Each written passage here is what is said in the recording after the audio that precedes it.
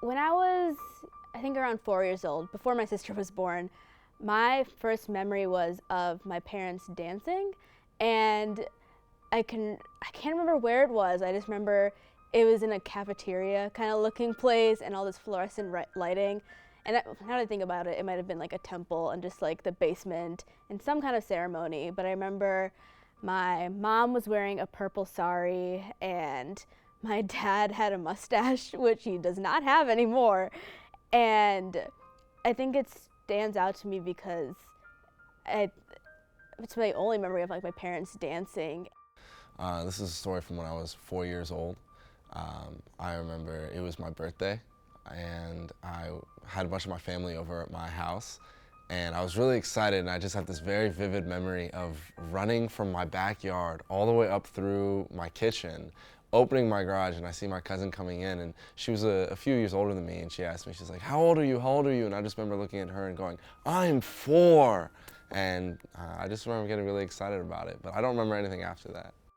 My first memory was when I was 3 years old. I just received The Year Without a Santa Claus on VHS when I took a sudden liking to a particular line that Santa Claus repeated over and over to his wife, Mrs. Claus, that it was in fact almost Christmas. I proceeded to say that as many times as he did throughout the movie, throughout all of Christmas Day, and my uncle didn't care for that I was saying it over and over again, and at one point threatened to take away the present that he got me. So I shut up the rest of the day. By the time we finally opened those presents, I got a light bright from my uncle. And I opened it up, and instead of saying thank you, I responded with, it's almost Christmas. And he actually took away my light bright.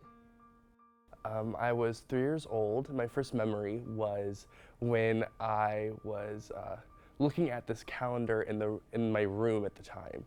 And I was looking at it and I asked my mom, when can I go to school? Because I was really excited to go to school, I guess.